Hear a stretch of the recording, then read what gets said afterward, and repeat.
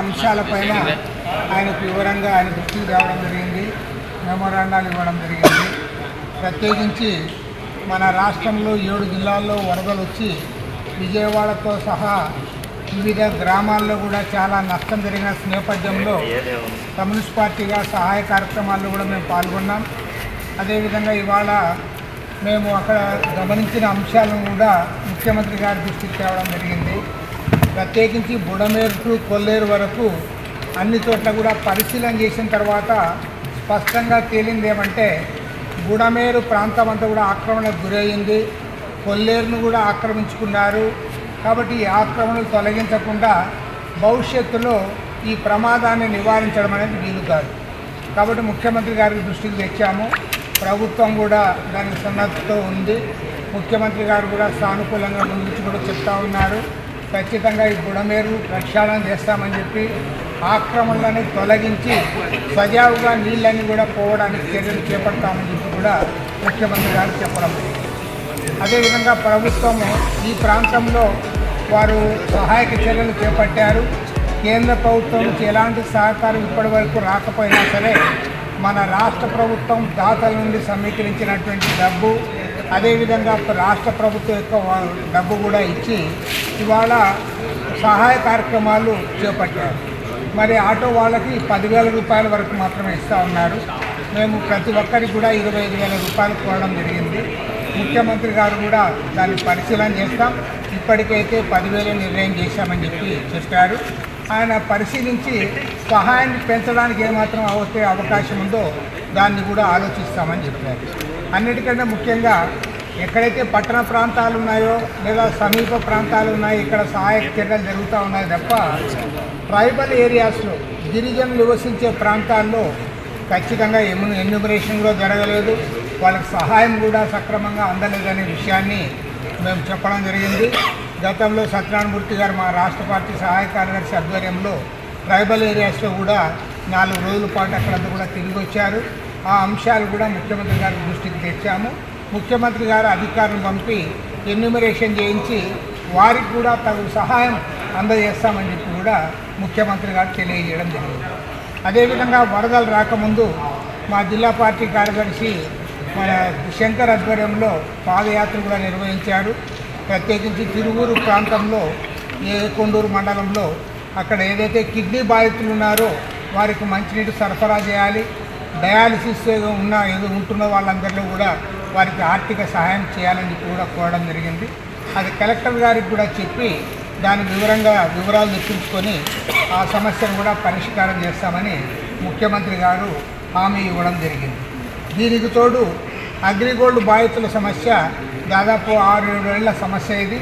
దానిపైన మా కామ్రేడు ముప్పాడ నాగేశ్వరరావు గారి ఆధ్వర్యంలో పదే పోరాటాలు చేశాము. మరి ఇవాళ ముఖ్యమంత్రి గారిని కోరింది ఏమంటే రాష్ట్ర వ్యాప్తంగా భూముల ధరలు విపరీతంగా పెరిగిపోయి ఆస్తుల విలువ పెరిగిపోయిన నేపథ్యంలో ఈ అగ్రిగోల్డ్ ఆస్తులన్నీ కూడా వేలం వేసి దాని ద్వారా బాధితులందరినీ కూడా ఆదుకోవాలని చెప్పుకోవడం జరిగింది. ముఖ్యమంత్రి గారు కూడా దానిపైన దృష్టి సారించడానికి ఇది సరైన సమయమని కూడా ఈరోజు ముఖ్యమంత్రి గారిపైన ఉన్న కాన్ఫిడెన్స్తో అది సక్రమంగా జరగడానికి అవకాశం ఉందనే అంశాన్ని కూడా ఆయన దృష్టికి తెచ్చాము. ఆయన కూడా దానిపైన పాజిటివ్గా స్పందించారు. త్వరలోనే దానిపైన ఒక స్పెషల్ వెహికల్ టీము కూడా ఏర్పాటు చేయమని కూడా మేము ముఖ్యమంత్రి గారిని కోరడం జరిగింది. దీనికి తోడు చేనేత కార్మికులు ఎదుర్కొంటున్న సమస్యలపైన, అంతేకాకుండా ధర్మవరం ప్రాంతంలో పవర్ లూమ్స్ ఇవన్నీ ఏర్పాటు చేసి ఏ రకంగా చేనేత రిజర్వేషన్కి ఇబ్బంది కల్పిస్తున్నారనే అంశం పైన సత్యనారాయణమూర్తి గారు, చేనేత కార్మిక సంఘం నాయకులు నాగేశ్వరరావు గారు ఆయనకు వివరంగా మెమోరాండం ఇవ్వడం జరిగింది. దానిపైన దృష్టి సారిస్తామని కూడా ముఖ్యమంత్రి గారు తెలియజేశారు.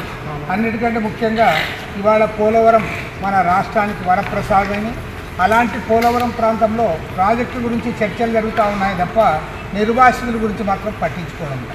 నిర్వాసితులు మొత్తం జూన్, జూలై, ఆగస్టు మాసాలు 3 మాసాలు వాళ్ళు నీళ్ళలో ఉండాల్సి వస్తుంది. వాళ్ళకి ఇంతవరకు కూడా ప్రభుత్వాలు సరైన సౌకర్యాలు కల్పించలేకపోతూ ఉన్నారు. కాబట్టి నిర్వాసితుల సమస్యను ప్రధానమైన సమస్యగా తీసుకొని దాన్ని పరిష్కారం చేయాలని చెప్పి కూడా ముఖ్యమంత్రి గారు కోరడం జరిగింది. అదేవిధంగా రేపు అక్టోబర్ 2 గాంధీ జయంతి నాటికి అటు తెలంగాణ ప్రభుత్వము ఎవరైతే ఇవాళ జైళ్లలో చిరకాలంగా మగ్గుతూ ఉన్నారో వాళ్ళను ఖైదీలను సత్ప్రవర్తన కలిగిన వారిని విడుదల చేస్తూ ఉన్నారు. దాదాపు 213 మందిని తెలంగాణ ప్రభుత్వం రేపు అక్టోబర్ 2వ తేదీ నాడు విడుదల చేస్తూ ఉన్నారు. అదేవిధంగా మన రాష్ట్ర ప్రభుత్వం కూడా ఆ రకంగా విడుదల చేయాలని చెప్పి మేము కోరడం జరిగింది. ఎందుకంటే దాదాపు 20-22 సంవత్సరాలుగా చాలామంది పాపం దిక్కు దివాణం లేని వాళ్ళందరూ కూడా జైళ్ళలో మగ్గుతూ ఉన్నారు. వాళ్ళ కుటుంబాలన్నీ కూడా ఒకరి తర్వాత ఒకరు రాలిపోతూ ఉన్నారు. వారి గురించి ఎవరో ఆలోచించడం లేదు. మన ముఖ్యమంత్రి గారికి కోరితే ముఖ్యమంత్రి గారు వెంటనే దాని ఫైల్ కూడా తెప్పించుకుంటానన్నాడు. దాన్ని వర్కౌట్ చేసి అనౌన్స్ చేస్తామన్నారు. మేము ఇప్పుడే అనౌన్స్ చేయాలని కూడా కోరితే దాన్ని అంతా కూడా నేను వివరాలు తెప్పించుకొని దాని అనౌన్స్మెంట్ కూడా ఇస్తానని చెప్పాడు. మరి వాళ్ళకి న్యాయం జరుగుతుందని చెప్పి కూడా మేము ఆశిస్తున్నాము. సూచన చేశాము. అది కూడా చివరిలో నేను నాగేశ్వరరావు గారు అదేమంటే వాస్తవానికి దానిపైన ముఖ్యమంత్రి గారు సిట్టు దర్యాప్తుకు ఆదేశించారు. దానికి వెల్కమ్ చెప్తా ఉన్నాం. అందులో ప్రధానంగా దాని యొక్క సమస్య తీవ్రతను బట్టి దాదాపు 3 ఐపీఎస్ అధికారుల చేత సీనియర్ ఐపీఎస్ అధికారుల చేత ఆ టీం ఏర్పాటు చేశారు. కాబట్టి ఎవరు కూడా దానిపైన మాట్లాడకుండా ఆ సిట్ దర్యాప్తులో ఏదైతే తేలుతుందో దాని ఆధారంగా ఉంటే బాగుంటుందని మేము చెప్పాము. అది మీరు ముఖ్యమంత్రి గారు దానిపైన ఒక నిర్ణయం చేసిన తర్వాత కూడా ఇంతమంది మంత్రులు, ఎమ్మెల్యేలు, పార్టీల నాయకులు అందరూ కూడా డిప్యూటీ చీఫ్ మినిస్టర్ ఇంతమందికి మాట్లాడాల్సిన అవసరం లేదు. కాబట్టి ఆ వివాదానికి స్వస్తి పలకాలని చెప్పి కూడా ముఖ్యమంత్రి గారిని కోరాము. ముఖ్యమంత్రి కూడా మేము చెప్పిన సూచనతో ఆయన అంగీకరించారు.